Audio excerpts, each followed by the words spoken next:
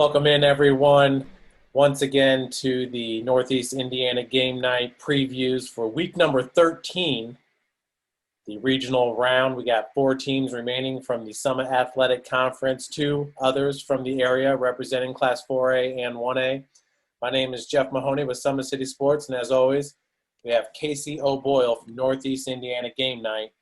And Casey, another exciting week last week. Bishop Dwenger taking down Northside, a battle of 2 SAC teams.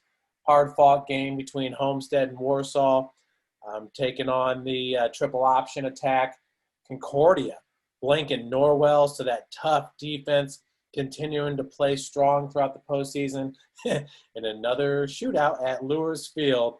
Boy, Bishop Lures is really, they just seem to be suited for those high-power type games, with Carson Clark, one of the top passers in the whole state out of 2A, which I think is really impressive considering he competes in the Summit Athletic Conference throughout the regular season. But I'd like to start off with the Homestead game. They're ranked number 9 in the coaches poll. They're going to travel to Westfield and take on the Shamrocks. And Westfield is ranked number 2 in the IHSAA coaches poll. Both teams with 10-1 records. This is a nice game in 6A, which we'll be broadcasting here on Summit City Sports. Yeah, this is, I think, a tough matchup for Homestead. Where would Westfield stack up in the SAC? I think this year they'd be at the top of the list. This is a really, really good football team. They've got size and athletic ability on both sides of the ball. Big-time recruit on the defensive side of the ball. The offensive line, I mean, if you watch them take the field, they're not imposing, especially offensively. They trot out 11 guys that they almost look like they're the same guy. They're all similar build, similar height, but they go out and get the job done. I would say their line is very comparable to Homestead's line. If we believe Homestead has the best offensive line in Northeast Indiana, I'd say Westfield's is very comparable to Homestead's, maybe a whisker better. Their quarterback's very efficient, good athletic kid running with the ball. If the pocket breaks down or a design QB draw, he's just really good at finding openings. Their running back too, his name escapes me right now. I'm sure we'll find it here on your stat sheet. Hauser, that's it. Really hard runner, good athletic kid that has usually gaping holes. And I watched their week 3 film, Jeff, against Zionsville, killing 2 birds with 1 stone this morning. And my goodness, they put the wood to a really good Zionsville team in week 3. They were ahead 42-0 were the Shamrocks at a halftime, and they left no doubt who was the best team that particular night. So this is a tough chore for Homestead, make no mistake. But with those receivers, this is where I think Homestead can make some noise. They've got arguably the best collection of wide receivers, I think, still playing in the state of Indiana at any class. And if those 4 guys can catch balls over the middle, catch balls in traffic, extend drives, come up with some big plays, which they've done all year long, Homestead can hang around. Casey, talking about Homestead, last week going up against Warsaw, obviously that was a heavy-hitting game. We're hearing that Braden Hardwick will be a game-time decision. How do you feel like the team health-wise is doing after the game against Warsaw? Yeah, a couple concerns there. My hunch is that Braden Hardwick will not play, and they'll go with Sudarth. I asked Chad Zolman, the head coach out at Homestead, if we could see Ryan Burton more in a running back role like we did last year when Hardwick went out, and he said no. That Sudarth was the guy. They also lost their left tackle, Jaden. I'm not even going to attempt his last name. Big Jaden went down with an injury, and now Carter Hull is taking his spot. So we're at that point of the season where Homestead had continuity all year long with their offensive line. Really, from week 1, they had no issues. And they had all those returning starters back as well. So they got out of the chute pretty strong in terms of continuity on the O-line. They kept it all year long, and they got better as the season progressed. Now they've got a couple hiccups there in terms of health, and those are some things certainly to keep an eye on in this matchup against Westfield. You mentioned Ryan Burton. He's a really intriguing defensive player, one of the bigger players that Homestead's going to try out onto the field at 6'1", 205 pounds. He's played on the third level at safety. He can play linebacker. He's listed in the two deep as a safety for Homestead. And going back over to Westfield, their quarterback, Maximus Webster, all right, 1,600 passing yards with 21 touchdowns, just 3 interceptions on the season. He's also the team's second leading rusher, averaging 5.7 yards per carry with 13 touchdowns. Will Homestead plan to spy Micah Webster in this game? Well, I think they almost have to, Jeff. They can't let him dictate tempo. He's, like I said, on film, he's really, really good. He's a big kid. I mean, he's kind of a physical presence, almost like Ormsby is for Homestead. And whether it's, a design run play for the quarterback, they run a lot of zone read offensively, or if he just sees something and the pocket breaks down and he tucks it and runs, he's really good. He's hard to take down. He's not necessarily a burner as far as speed, but he's athletic and fast enough to make, people miss, especially if they take a bad angle. So this is a tough matchup for Homestead's defense. I mean, the front three for Homestead, I guess the closest that I can think about in the last couple of years that they faced offensive line was Dwinger's offensive line last year with Vinny Feecable, Joe Henry, and Luke Wigington, 3 big-time offensive linemen, and they would just cut those guys. The defensive linemen would go low, and they would gobble up 1 or 2 linemen in doing so, and then they let those linebackers, namely Luke Palmer and Cronin Wett this year, Cole Etchison off the edge, and then you mentioned Ryan Burton. Those guys need to be free, and they need to be able to run free. If those guards from Westfield are able to get upfield and get a hat on the linebackers, I think Westfield's going to be able to run the ball with a lot of success in this one. So pay attention to the Homestead defensive line in this one. Matt Miller, a really nice nose tackle for them, only a junior. Casey, you talk about the big-time prospect for Westfield. That's Popeye Williams. He's only a junior, 6'3", 220, more like 225, 230 now. They have him possibly going to Purdue with interest from Alabama and Boston College. So I think it's one of those situations where you're going to want to put an extra hat on him, blocking him from that weak side defensive end position and run away from him. What are you seeing from Popeye Williams? How disruptive has he been in the game film? Well, he's very disruptive. He's a great athlete. He gets to the ball quickly. He's virtually unblockable with just one man. So I agree with you. I expect to see Coach Bill Skelton out at Homestead have some designed rollouts for Ormsby, his senior quarterback, and some quick release stuff. I mean, they've got those 4 wide receivers. We talked about them a lot this year. Nate Anderson, Gage Sparrow, Jared Kistler, and Ethan Chambers. Those are 4 really talented receivers that catch almost everything that comes their way. They run really good routes, and that timing that was not there early in the season with Ormsby is there now. And I think the weather is going to be pretty good, Jeff. And we're not calling for rain or wind. It's going to be chilly. But it'll be an opportunity, I think, for Homestead to throw the ball around a little bit, take some shots against Westfield's defense. He's not going to have a ton of time to sit in the pocket. So I'm expecting some quick strike stuff, slants, little outs, seam routes. And then if they want to do something more downfield, I expect them to roll away from Popeye and give Ormsby some lanes to pass downfield if they want to take a shot downfield. So you can see Westfield maybe to start off coming out in a 4-3 defense. Their cornerbacks go 6 foot, 175, 5'11", 172. So some nice sized cornerbacks. David Frey, a strong safety at 5'9", 150. And then Voorhees at 6'2", 190 pounds. So it does seem like Westfield has a pretty decent sized defensive backfield here. Yeah, matchup-wise, they're going to be just fine. I mean, they've put up some impressive numbers this season on both sides of the ball. This is a fantastic team But Homestead can compete. I mean, we know this is a good 6A program. Homestead's got some tough kids. They feel like they're probably a little bit disrespected, I think, going into this game, because I imagine most folks will be picking Westfield to win. So hopefully Homestead goes down there and plays at a high level. Again, I think an early start will be key. They can't have any early turnovers or find themselves down necessarily 2 or 3 scores early. They got to hang around, get some long drives with a short passing game, see if they can't open up some running lanes for their running back.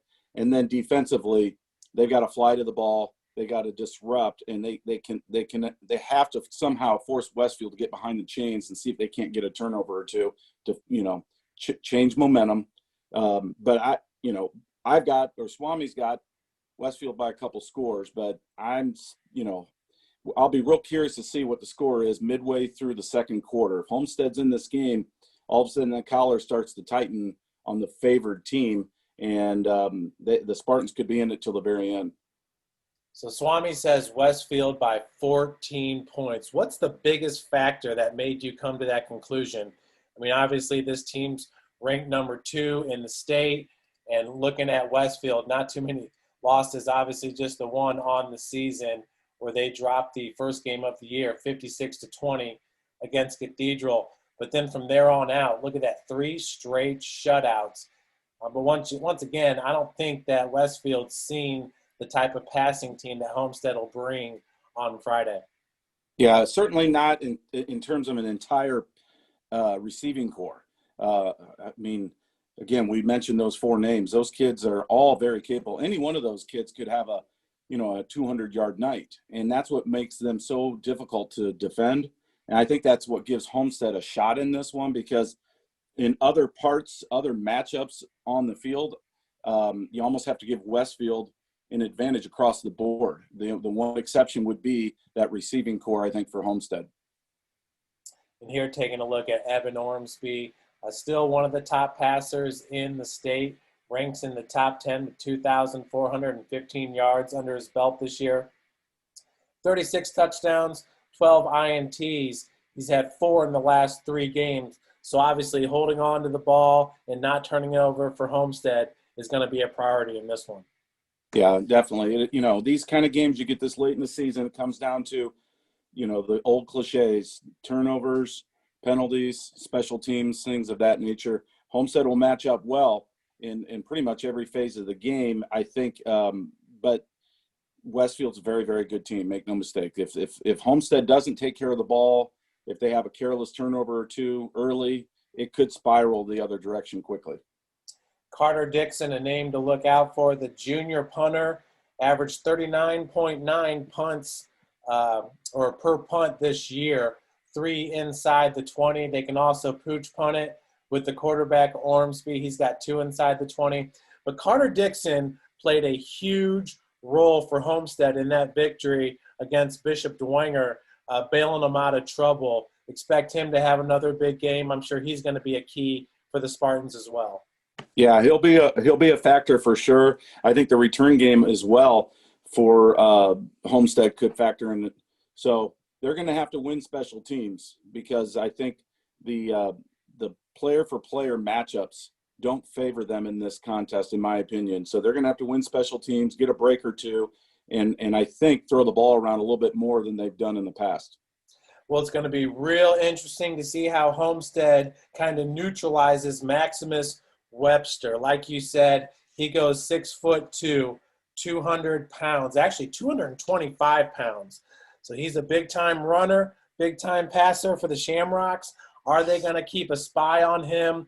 Will they kind of do what East Noble did last week, where they brought Rowan Zalman just behind the linebackers to kind of be that extra support for the Leo run game? You bring a guy like Ryan Burton to just keep an eye on Webster and kind of follow him around the field. Seems like that's going to be something you have to do to neutralize that big quarterback.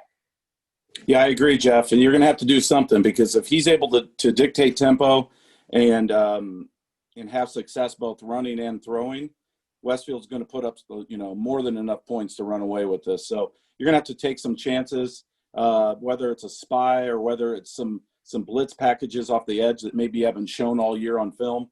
Something, I think, defensively to see if you can't disrupt that talented quarterback. So you got to believe that Center Grove is a favorite there going up against Warren Central. And the winner of this game will play the winner of the regional number 4, Warren Central and Center Grove. So not going to be an easy task either way around for either of those teams taking on the number 1 team in the state in semi-state. So, and in that situation, Casey, I know it's always kind of tough to predict who's going to host. Would Homestead get to host if they get to the semi-state round? To be honest, I'm not sure. Of course, it depends on, who's had the most home games to this point. I'd have to look at the brackets, but I do know if it's a tie. So, for example, after this week, if it's it'd be 3 games, right? Since we're in 6A, if both teams have, let's say, 2 home games or 1 home game, then it's the team on the bottom of the bracket this year. They're alternating it every other year. So if it's a tie, the second team listed would be the home team. Okay. Well, moving on to Class 5A, Bishop Dwenger got another sectional title, their 27th in program history. And what a game against Northside. Hats off to the legends and Coach Mike Brevard. A fantastic year for that group, and they truly got better as the season went on. This could have went either way. Taylor had that fumble going into the end zone when he was stretching out, just kind of lost grip of the ball, and that was recovered by the Saints in the end zone. And then they had a chance late in the game, but it was Devin Tippman coming up with the interception to ice it for the Saints with a soft cast. The one-armed bandit. Yeah, one-armed bandit. Devin looked great in that game. And what a play by Adam Lee, where he had the strip and the fumble recovery there on the near sideline. So Dwenger took the W, and they march on. They're looking for another regional championship. Last year they won it before losing to Valpo in semi-state. And they're going to travel to Zionsville to take on a 5-5 team. Dwenger's ranked number 2 in 5A, Zionsville at number 11. Zionsville's a very capable team. When a lot of times when you see you're comparing teams, I like to try to envision where these opponents would fare, how they would finish in the SAC. We talked in the last segment about Westfield. I think Westfield would win it this year. I think they'd be the best team in the SAC. I'd put Zionsville somewhere after the big 4 or 5, certainly the big 3 with Homestead, Dwenger, and Carroll. Maybe in that 4 through 6 range, somewhere there with Snyder, Northside, Concordia, Northrop in that picture. But they're big. I mean, they're junior center Joey Tonona, 6'5", 275-pound Notre Dame commit. He's very, very good. They've got 2 really big tackles that kind of bookend him, so they've got the ability to impose their will at times offensively. They play a decent schedule. I mean, they don't really have any weeks off per se. Play a lot of big schools. There's a good look at it right there. A lot of big schools. And their offense, they want to work quickly. They run a lot of single back with zone read. Their quarterback, Josh Stone, number 6, 6'1" senior. He's deceptively athletic, but he is prone to mistakes. He's got 8 interceptions on the year. And against this Dwenger defense, especially that secondary, that's been very opportunistic. You already mentioned Adam Lee. You've got Callan Stauffer, Colin Vance, and then, of course, the Groves boy, who's had a fantastic season. All those guys can make plays on the ball, and they're going to get some opportunities, I think, in this one, especially if Dwenger can stop the run. They're going to get some opportunities to get some picks. Zionsville's got a running back, number 33. His name is not Tony Dorsett. His name is Colin Price, and he's a hard runner too. He reminds me a little bit of Hassan Lambert, if you want to know my honest opinion. He's 6'1", 190, very similar build, very athletic. He can hurt you out of the backfield catching the ball, but he wants to run it primarily. And then they've got 6 receivers, Jeff. No all-state types, but they've got 6 different receivers with at least 100 yards receiving. So I think that's a matchup that from a Dwenger defensive coordinating standpoint, you got to pick your poison on who's the guy that you want to stop. I'm not sure if there is one other than maybe stopping Colin Price in the ground game. But Coach Dan Nepper, the defense coordinator at Dwenger, has done a really nice job this year, I think, disguising defenses. He'll show cover 2, and then they'll flip out of it pre-snap. They've done a great job getting blitzers.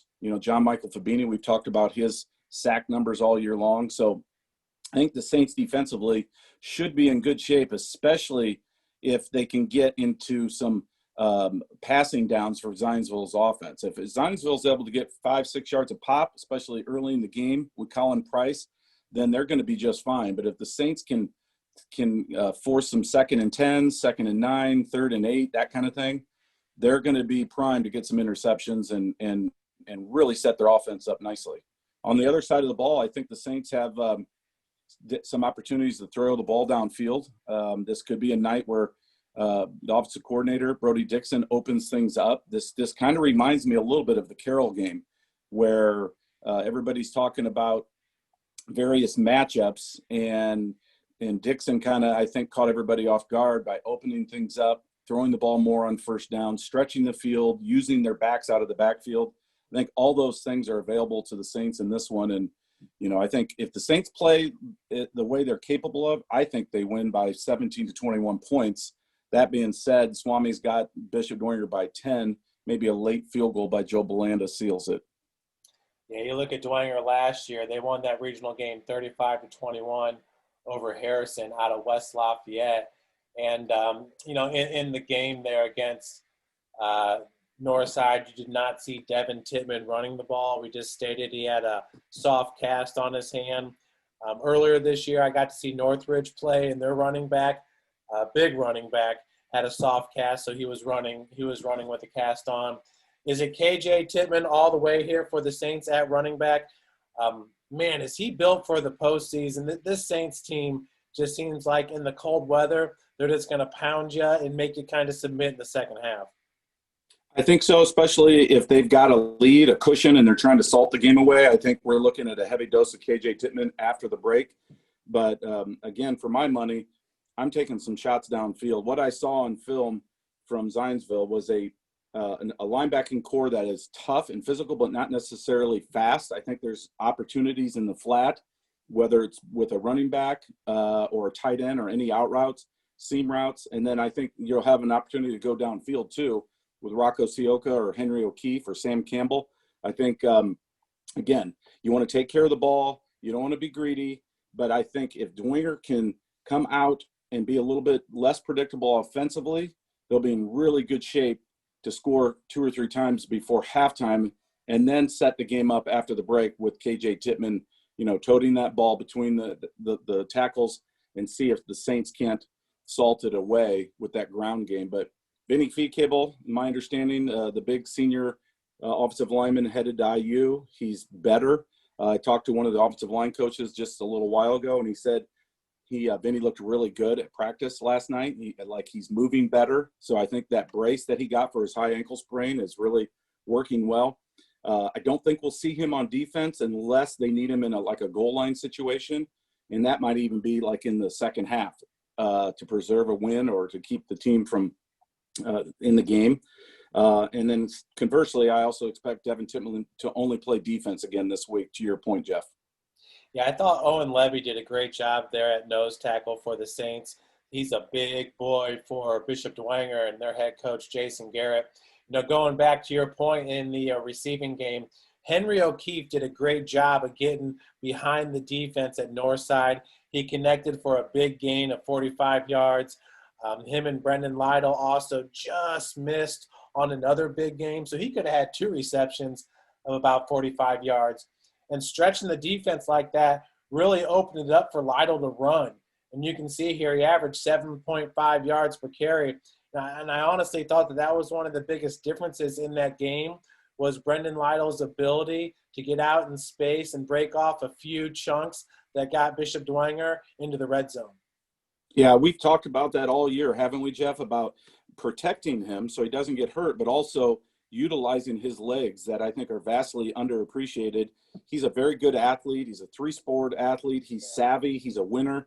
Now that you get this far in the season, there is no holding back. I totally agree with you. He's going to be a big part, I think, of the Saints ground game in this one. You have to utilize all your weapons, and you'd be crazy not to use Brendan Lytle in some quarterback draw situations, maybe some zone read, maybe even a bootleg or two where he's got a run pass option. So I totally agree. I think Brendan Lytle could have a really nice game. I want to see Brendan, though, play within himself.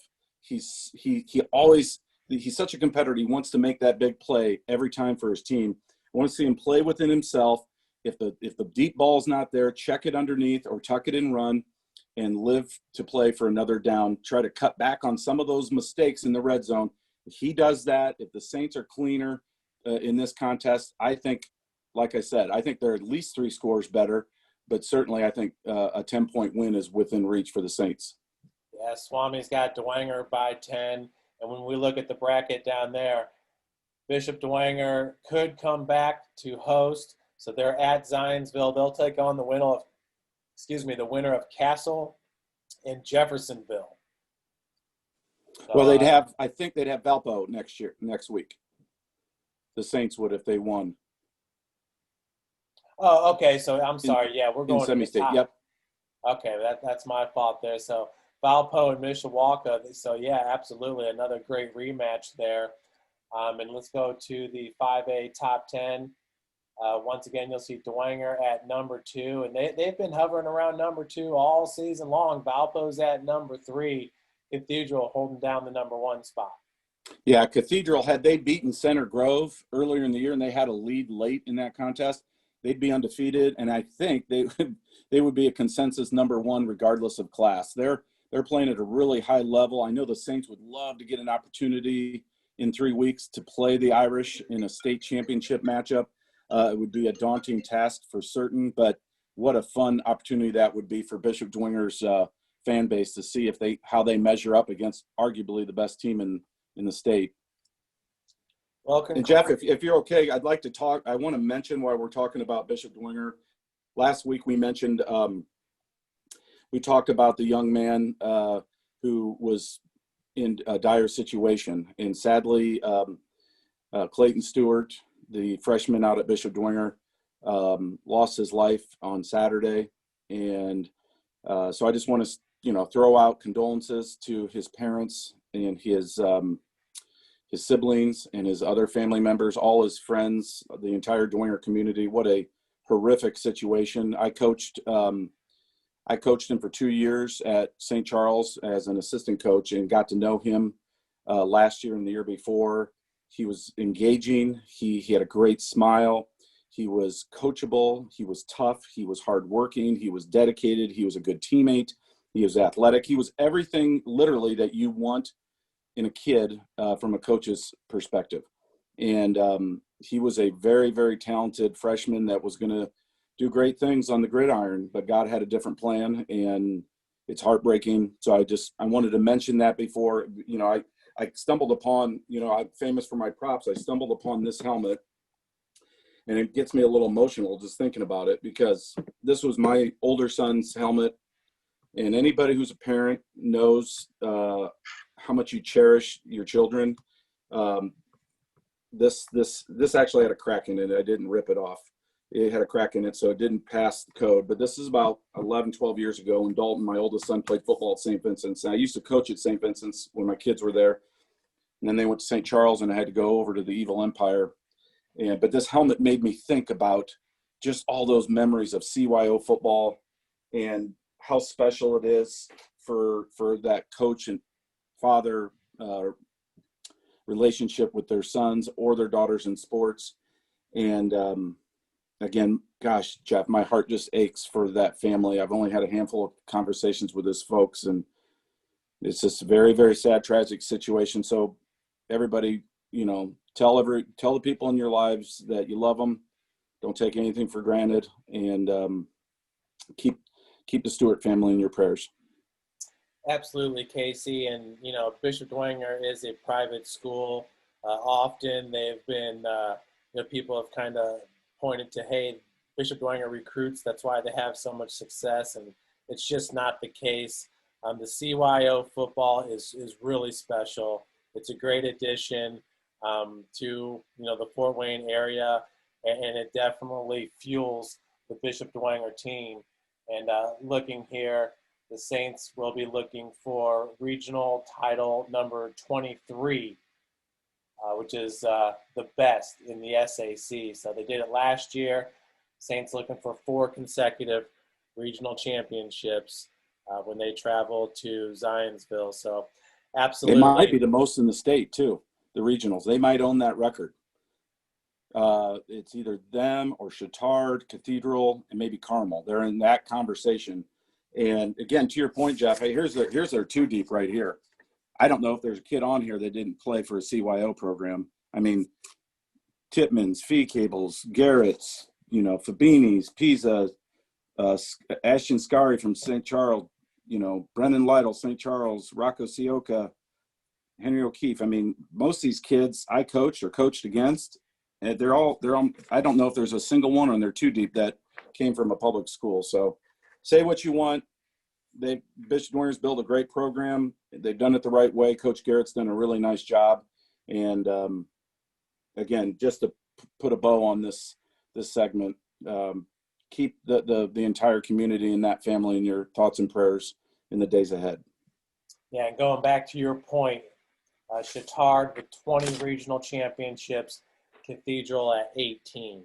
So definitely Bishop Dwenger in the hierarchy there with regional championships. It really is something special.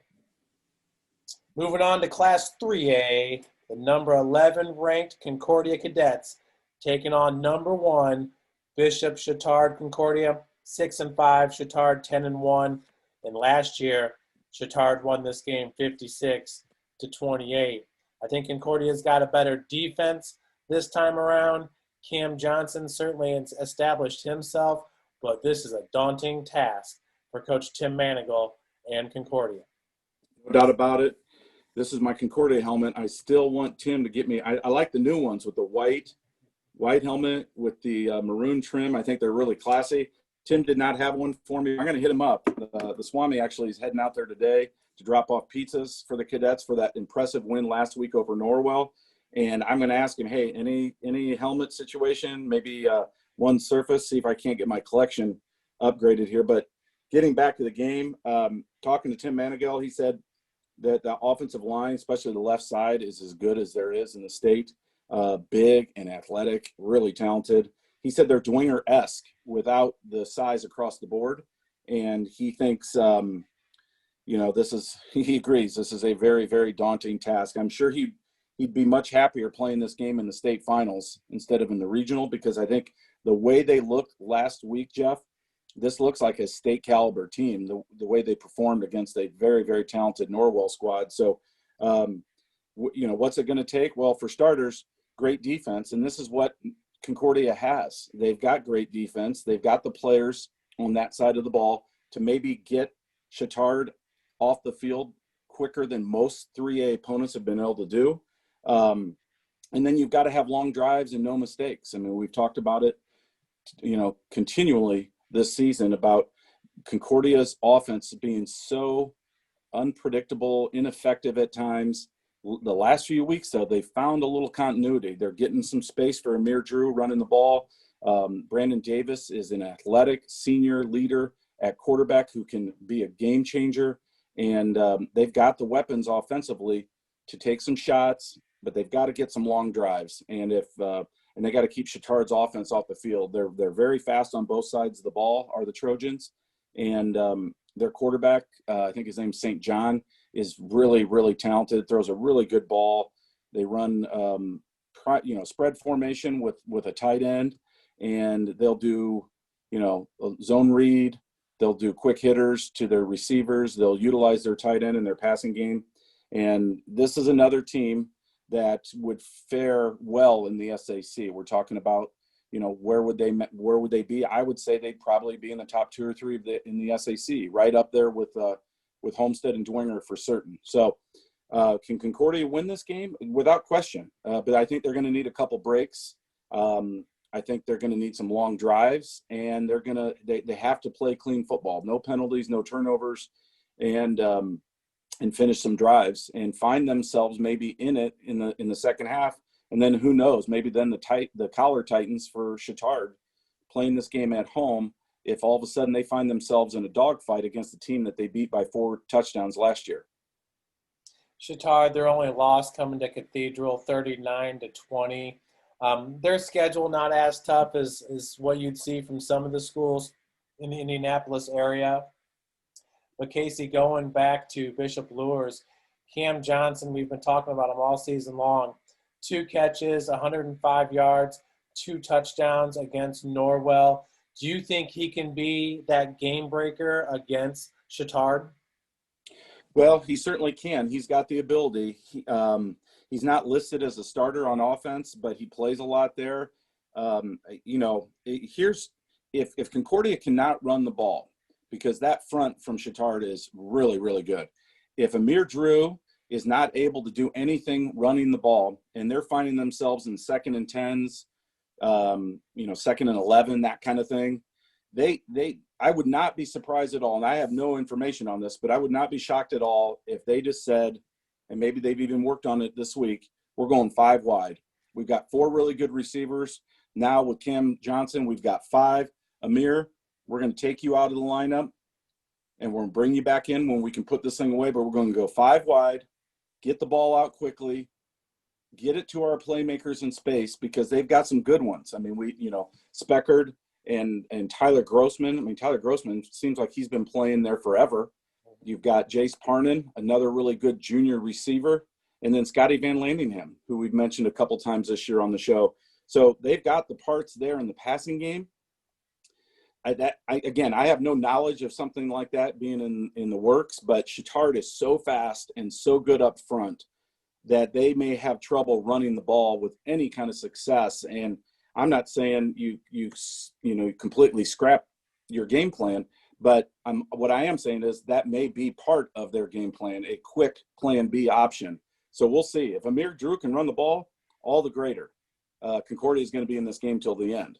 If he can't, and they find themselves behind the chains offensively, wouldn't surprise me at all if they open things up and put Cam Johnson in as a 5th receiver and took some chances in their passing game. Yeah, it'd also be interesting to see if they were able to throw him in at Wildcat. We've seen a few teams do that this year, but he's that kind of player. We've seen him in the punt return, kick return game where he's really dynamic, maybe a Wildcat package. But going back to Amir Drew, 1,194 yards on the season, averaging 5.1 per carry. What a career he has put together.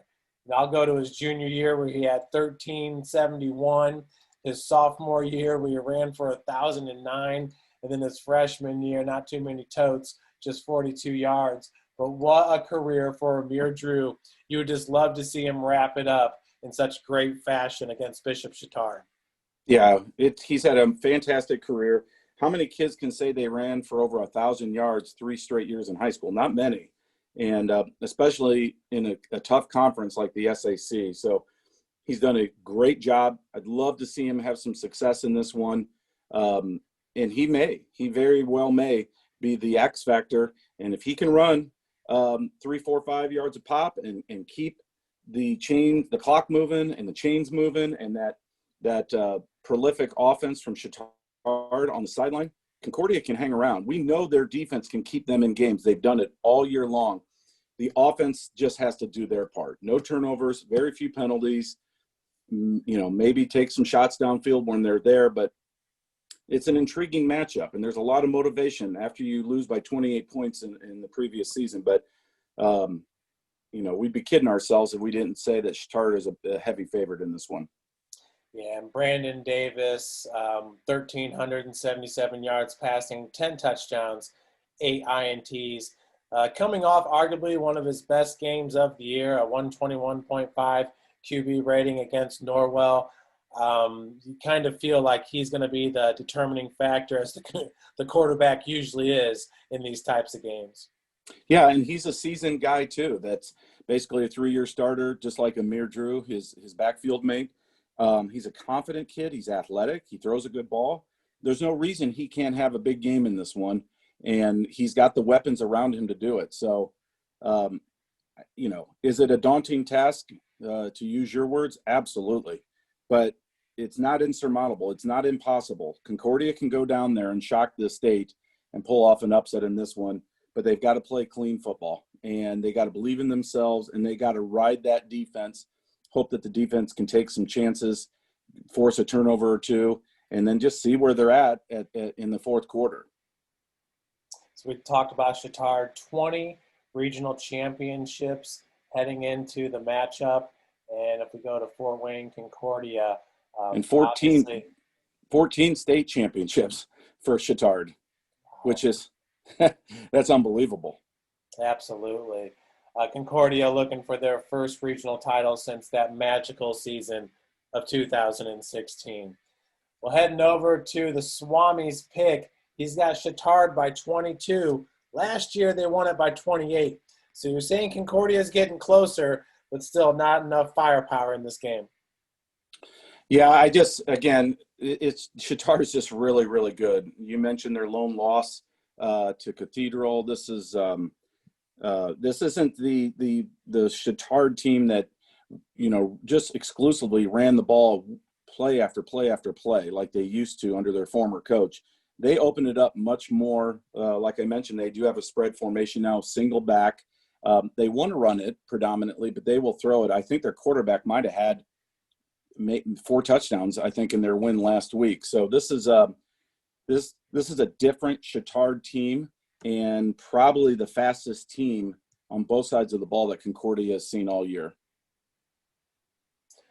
Well, we'll have a camera there and bringing the game, and we wish the cadets and Coach Manigal all the luck up against the number 1 ranked team in the state. Going to Class 2A, Bishop Luers is 6-6. They're going to be at Tipton, who's ranked number 6 in Class 2A, with a 9-2 record. Looking at Luers, almost seems like they've been disrespected a little bit here in the coaches poll and the media poll in Class 2A, as they have really been knocking off some powerhouses in Fairfield and most recently Eastside.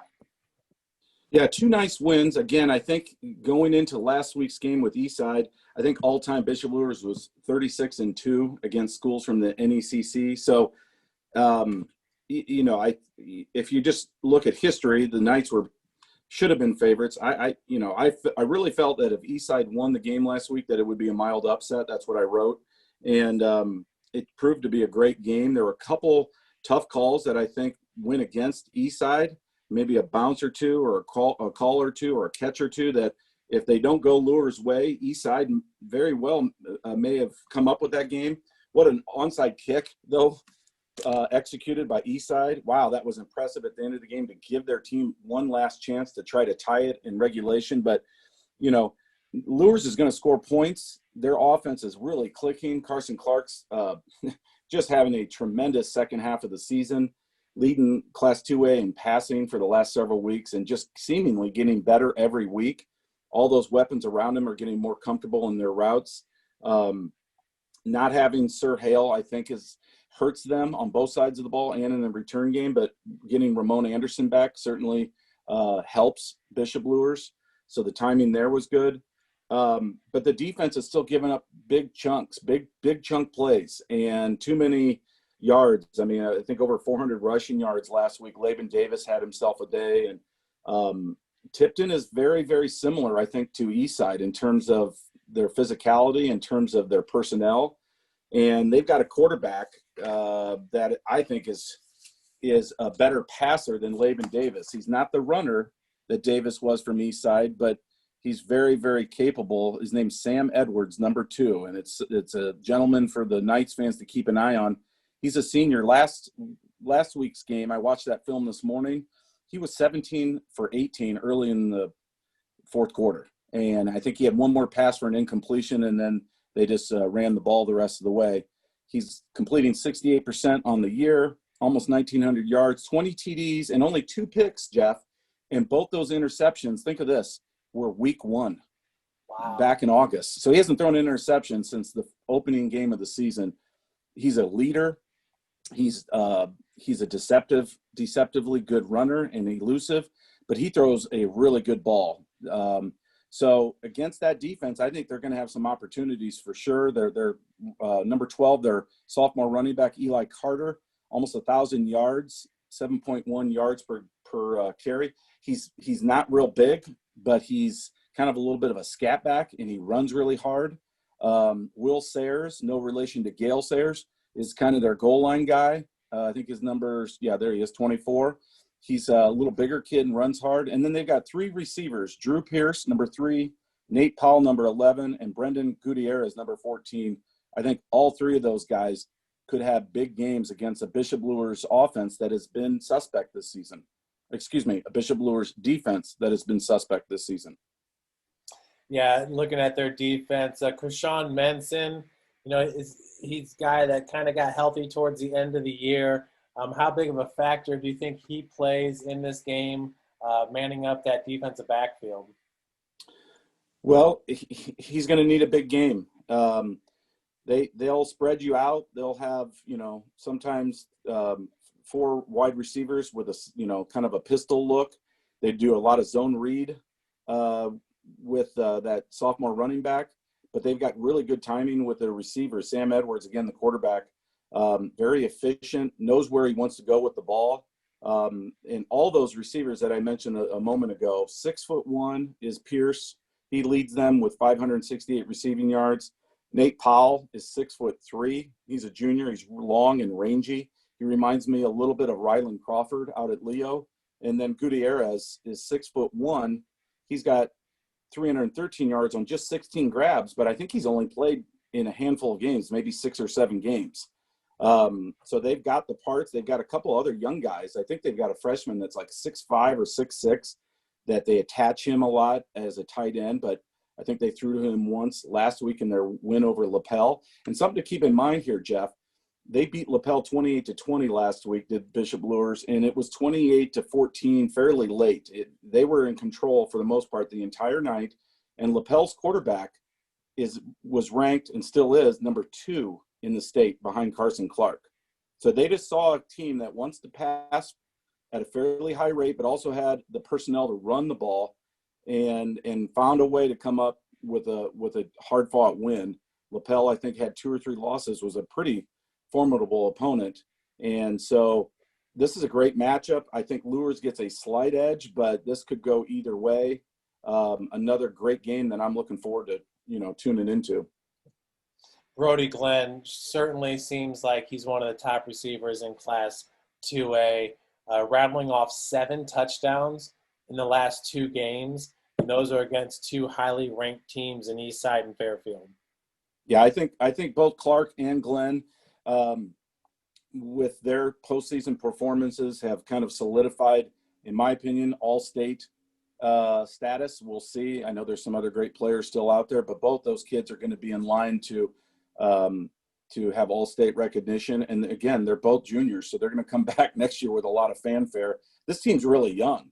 I think, 2 offensive linemen, I believe, are seniors, Ben Rectinus and Foster Johnson. You've got Ramon Anderson, who missed half the season at running back. He's a senior. Johnny Sewell and Dakota Suloff is a senior. There's not a ton of them. Most of these kids in the starting lineup for Bishop Luers are coming back. So this is all gravy. All this experience they're getting in the postseason, if they don't advance and accomplish their optimum goal, which is a state championship. That's the way it is at Bishop Luers every year. They come up short, they're going to have a lot to build on for next year. And I'm not suggesting that they come up short this week. I think this is a tough game against Tipton, that a call or a penalty or a turnover late could determine the outcome. But I also wouldn't be surprised if Bishop Luers, had their way with Tipton's defense and was able to throw for big numbers. So very compelling matchup. Linebackers for Tipton, Colin Stapleton and Drew Servies, I think is how you pronounce his name. Really athletic. They really get to the ball. They blitz a ton. My goodness. And they don't come off the edge a lot. They come right up the middle with their through the A gap with their middle linebackers. So, they look like they're in a 5-man front, but they have almost like a 3-4 defense with 3 down linemen, and then those DNs go out wide and they're up. but they blitz a lot up the middle. So Ben Rectanis at center, George Boudet, those guys are going to need big games picking up some of these blitzes to give Carson Clark time to throw. Well, another great season here by Coach Kyle Lindsey, who's in his 8th year at the school. And Casey, when you look at the brackets here, they're going to play the winner of Andran, number 1, and Pioneer, number 3. So you feel like they're going to get another regional championship, but semi-state's going to be tough. I do. I think they're going to get through. And again, you get down to the Final Four, anything's possible. Looking a week down the road, if the Knights would be successful, that's going to be a tough matchup, whether it's Pioneer or Andran. My gut tells me it's Andran. That's who I'm going with.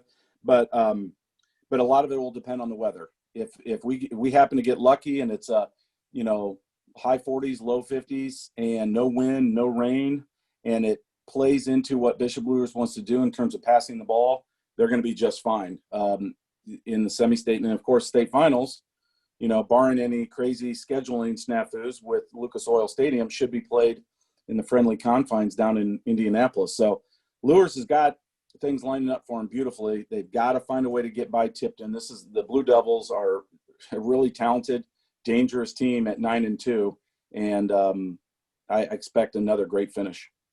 Bishop Luers' last regional championship came in 2018. They have 19 under their belt. So not a bad number. That's a lot more than either Andran or Pioneer or Tipton for that matter.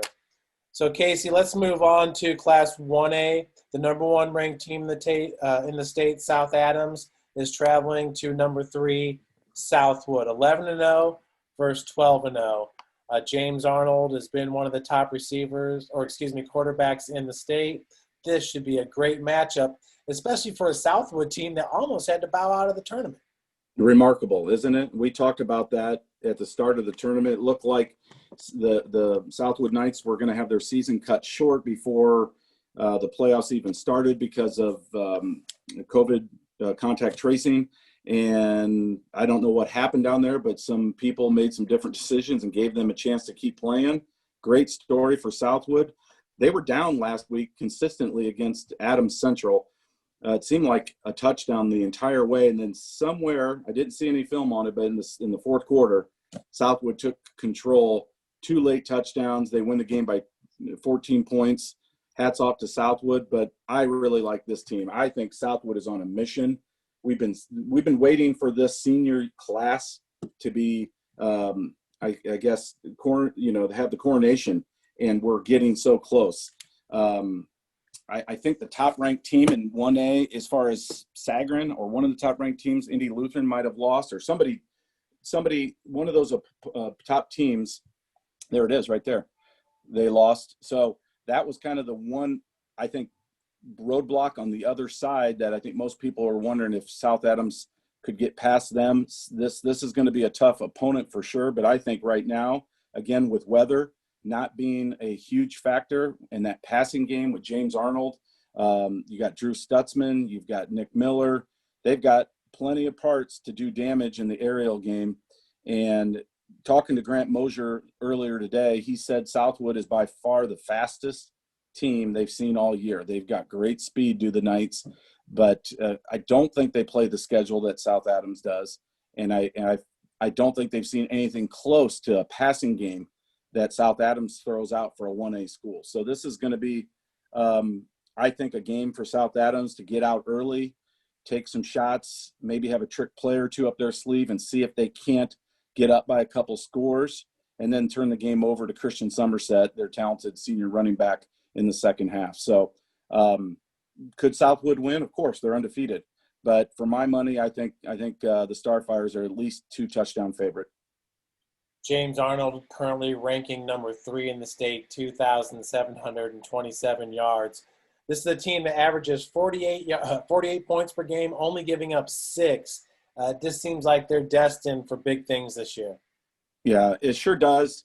Barring something, fluky. Remember last year they lost to Adams Central after beating their rival, the Flying Jets, pretty handily in the regular season. And then they laid an egg in the rematch in the postseason. But that was with a team with a lot of juniors that maybe were still somewhat unsure of how good they were. This is a senior-dominated team. This is the year for South Adams to make noise. And I think Coach Mosier and all the folks down in Bern know that this is a talented, special senior class that only comes around maybe once in a generation. They need to ride this all the way to the state finals. That being said, no gimme on Friday night. Some of these matchups around the area and around the state, you look at some of the teams that have advanced to the region and you kind of raise an eyebrow and you wonder if there's been some COVID monkey business here or there. But not Southwood. This is a really good team. They got the benefit of the doubt and has made the most of their second life. And it's going to be a great matchup. But again, I don't think they've seen a passing game anywhere near what James Arnold and the Starfires, present. Yeah, Southwood likes to run it. South Adams likes to pass it. You said it should be a nice night on Friday. The Swami is going to pick South Adams by 15. I think that sounds pretty good. Yeah, I'm looking forward to it. We love to see all our local teams advance. It'd be so cool to see all 6 get to semi-state. And wow, what a storyline that would be if we come back next week and all 6 of these teams are still playing. That's what the hope is. I expect at least 3 or 4 to get through, but all 6 would be fantastic. Yeah, and finally, we want to visit Class 4A, where Marion's going to travel to East Noble. Neither team's ranked, both with 9-3 records.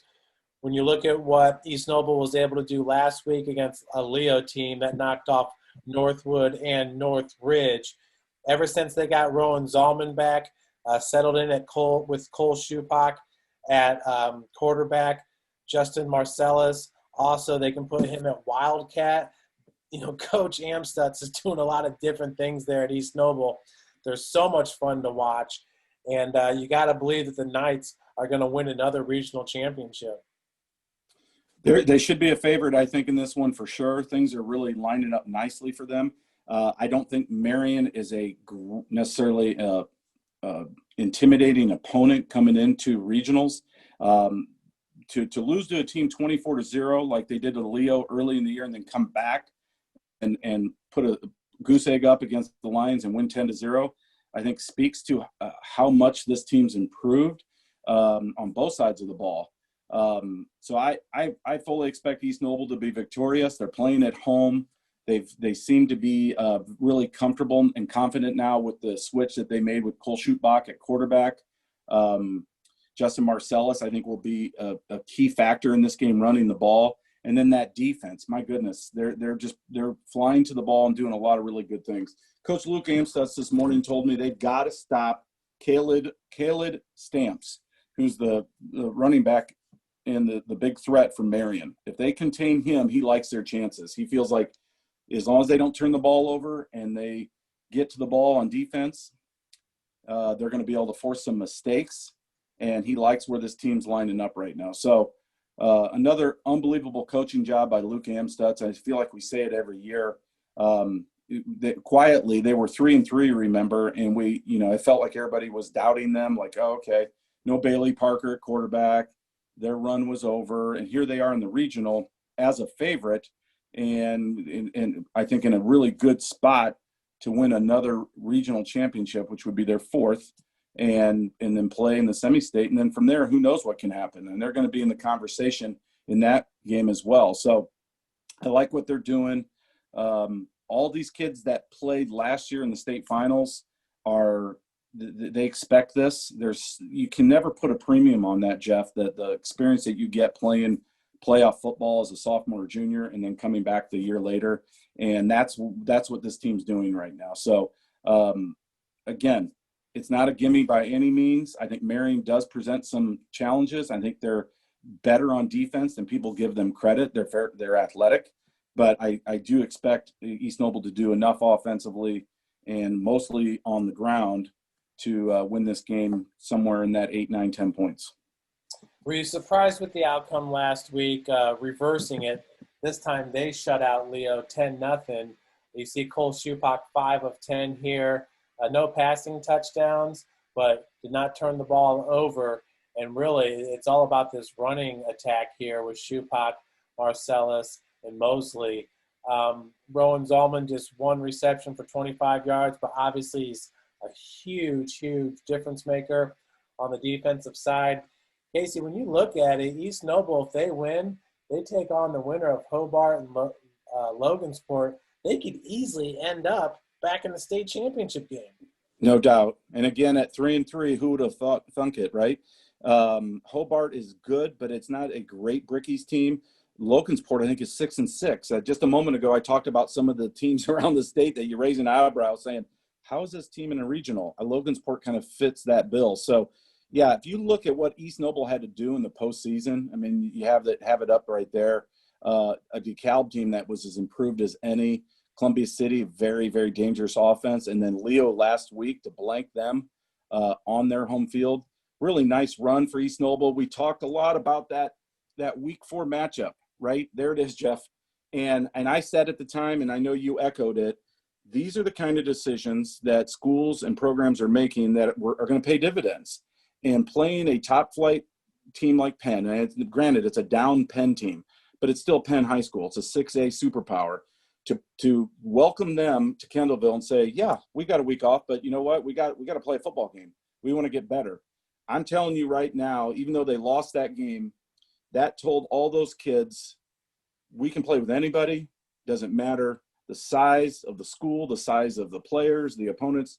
Doesn't matter their reputation, their speed. Doesn't matter. We are going to take on all comers. We're East Noble. We're a confident bunch. We've got a lot of success over the last 2 decades, including the last 2 years. We're going to ride that, and we're going to just keep winning football games. And since then, that's what East Noble's done. And it's been a great turnaround season. Luke Amstutz, again, year in and year out, one of the top coaches in the area. 100% agree with that one. Last year, just coming up short with the state championship. Once again, Bailey Parker was their star. This year's team doesn't seem to have really that one star, just a bunch of really gritty, good players. Cole Schupac, love what he brings to that team. Quarterback, wildcat, he can run it. He's tough at linebacker. He punts well for him. And Rowan Zalman, I don't know if I've seen another football player outside of guys like Vinny Fiacable and Landon Livingston. Rowan Zalman is just different. At 6'5", as thick as he is, I gotta believe. I don't know where he projects at the next level, but it seems like he should be a Division I athlete. I totally agree. I think, I'm not certain, but I think he's Homestead coach Chad Zolman's nephew, if I'm remembering this correctly. And with that 6'5" frame, he's not necessarily in the mold of a Ryland Crawford, but I could see him maybe being a tight end at the next level because he's so good at high pointing the ball and just has great hands, runs good routes, and he's physical. So I don't think he's a 6'5" safety at the next level, but you look at Notre Dame's safety, 6'4" Joe Hamilton. He's kind of similar to him in terms of that long, lanky build, but with some muscle behind it as well. So who knows? I'm not sure where he projects. If I had to guess, I would say probably as a tight end. But who knows? He's a great football player. He'll play somewhere for sure at the next level. Well, Casey, thanks again. We're going to wrap up week number 13 here in just about, a little over 24 hours. So it's been a great 2020 season. And like you said, how awesome would it be if all of these teams were to win and be in semi-state? I think that in semi-state we'd have more games around the Fort Wayne area. Yeah, with 5 of the 6, I believe, on the road this week, I expect that to flip back and we'd have some more teams playing at home. But either way, we're going to have some teams to follow. I do not see a Black Friday special with all 6 teams going down this week. I remember one time back in the mid-'90s, and I don't remember if it was regional or semi. I think it was regional, where I think all 6 teams lost on that Friday night, and it was so deflating as a sports writer who is supposed to be impartial, but can't help but be a homer for your local teams. I remember that night at the New Sentinel and just thinking, oh, this stinks. Yes, I love high school basketball season, but I'm not ready for it yet. I want more football. So let's cross our fingers that we go 6 for 6 and at the very least get 3, 4, or 5 pushing through to semi-state, and we'll talk again next week. Well, Swami says Dwanger will be back. And Lures will be back, South Adams along with East Noble. So 4 out of the 6, and we'll see how it plays out.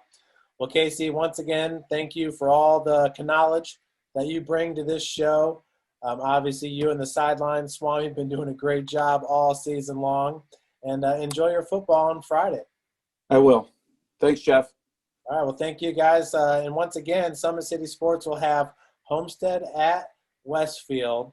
We'll have Dwenger at Zionsville, Concordia at Chittard, and Lures at Tipton. You can find the links to those games on our Twitter and Facebook. So enjoy your Friday night and have a wonderful weekend, everybody.